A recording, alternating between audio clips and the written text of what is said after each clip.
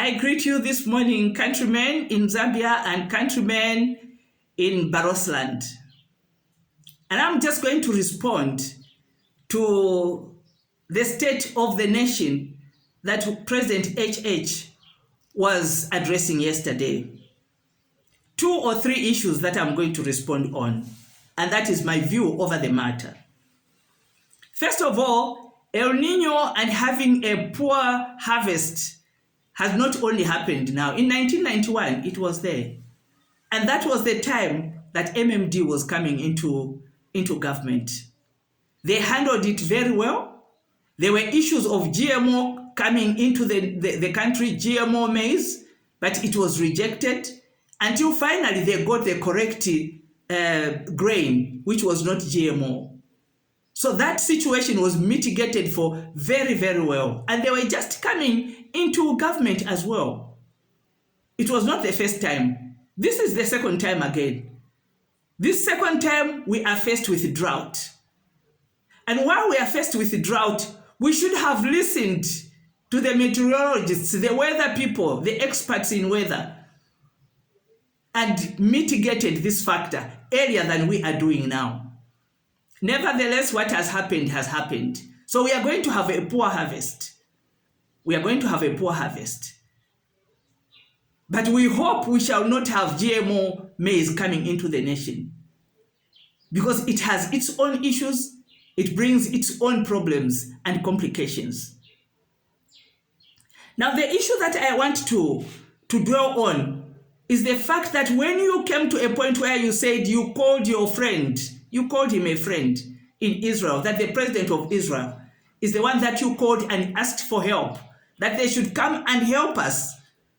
Come and help us mitigate this weather issue, because they are in the desert, but they seem to be managing well. Mr. President, we cannot have Israel helping us. We cannot have Israel helping us, because Israel are killers.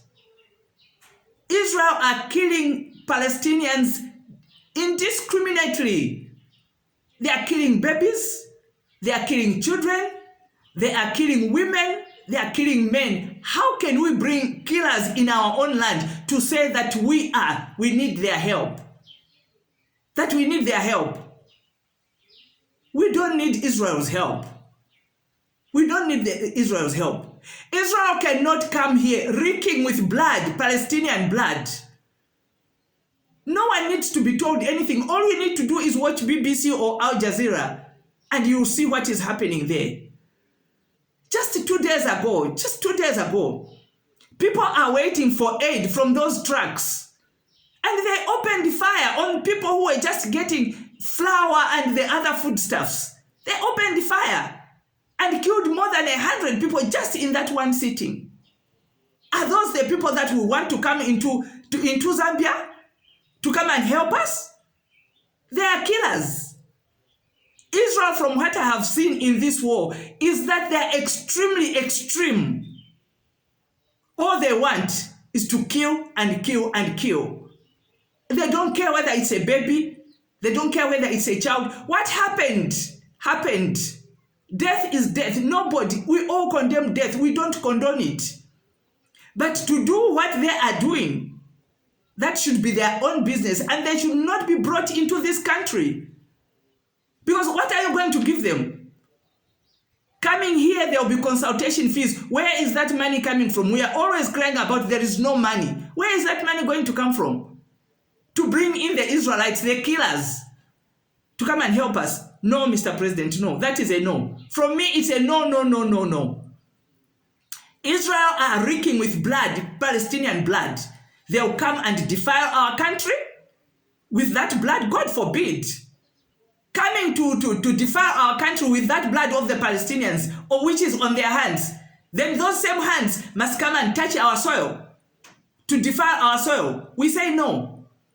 We say no. How is it, Mr. President, that a few weeks ago you were voting at the United Nations Security Council meeting? You were voting against Israel that they should stop the war, that they should cease fire. You voted. Zambia, you voted. It was your vote that was there. A few days ago, I was talking about the issue of how you sent the Solicitor General with his team, Mr. Marshall with his team, to go and represent Zambia and give submissions at the International Court of Justice. Their submission was that there should be a negotiated solution, a solution for two states. Israel should have its own state, Palestine should have its own state. And in that statement, I reminded you, Mr. President, that the same situation is in your backyard. Your backyard, there is Barosland.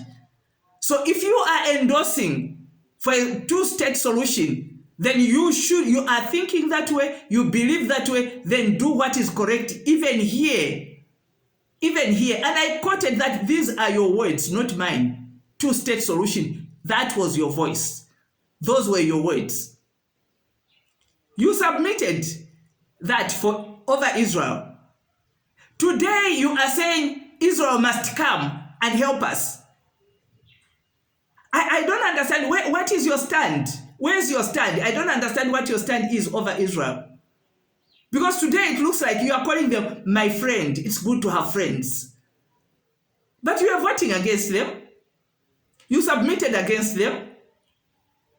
And now you are calling him your friend. Well, we don't want your friend here. He's reeking with blood. That blood to come and touch our land, it will defile our land, and we are saying no to that. We are saying no to that. We can use our own local scientists, Mr. President. We have scientists here who are well able. In fact, let me give you a piece of advice or leakage. Instead of concentrating on using these chemicals that we are using in this fertilizer that we are using, they are causing cancer. It's no wonder we have so many cancer cases in this nation. These chemicals, these conventional chemicals. Let's go organic. It's possible. Let's go organic. We have a local scientist right here in Zambia, a local scientist. And he's your tribesman who has mobilized us. You are talking about mitigating the factors of El Nino and drought now. We started from the beginning of the season. He has mobilized us. Exotic Green Enterprises Limited. That's his company. Exotic Green Enterprises Limited. That's his company. He's a scientist. And he's encouraging us. And we have gone organic. We've gone organic. I'm in Barosland. And you know the Barosland sand, how it is. But he is teaching us how to deal with that sand. He looks at the weather. He looks at the rain. He looks at the soil. He says there's no soil that is bad. All you need to know is how to deal with it so that it becomes loamy, the correct soil that you need for your crops. And right now, we grew maize. We did what he told us to do. The maize that used the conventional methods of fertilizer has dried up. The maize that used his own invention, I should call it, it's green. We should go organic. Organic is the way to go. We go back to the basics. We go back to the basics. He is a local scientist. He's your tribesman. He's a fieldman. He's all over in every field. In every province he's there. He's even here in Barosland. That is my word of advice to you, that we go organic. Then El Nino will never touch us. Israel, no. Israel, no. We go organic. Yesterday on news, I saw how the newscasters pulled out the scientists that we have. Those professors who are in CBU, Copperbelt University, they are there. These are the people that should come and help. Have confidence in your own people, Mr. President. Not in people who are always coming from far and wide. 60 years down the line, we still have no confidence in ourselves. What is wrong with us? No.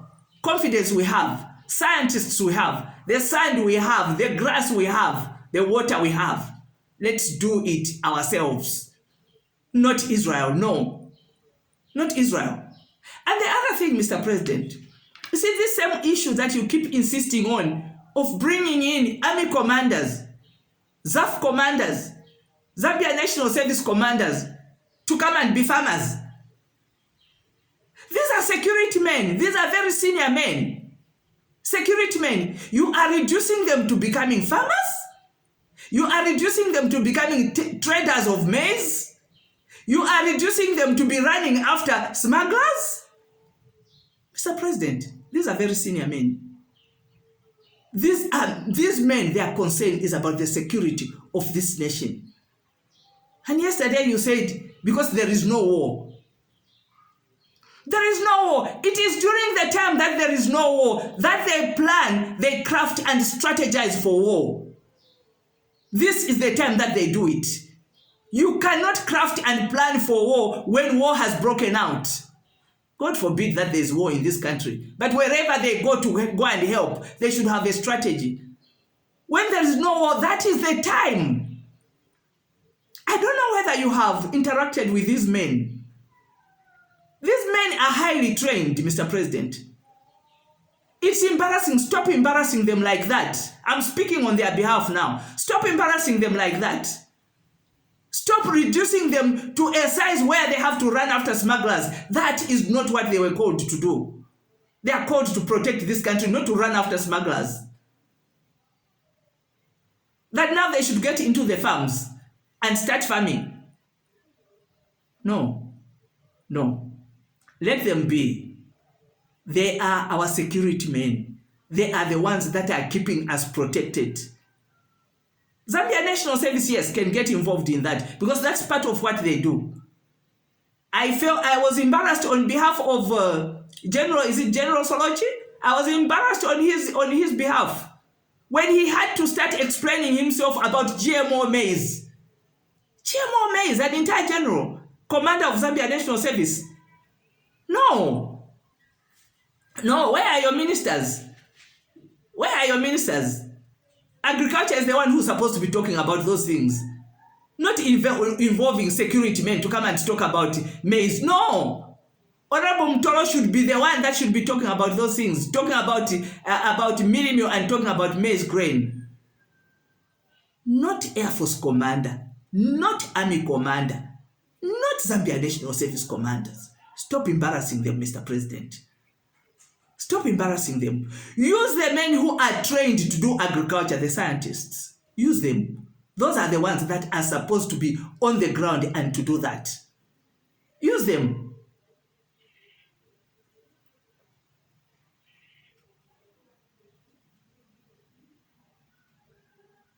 Let's be careful about what we do.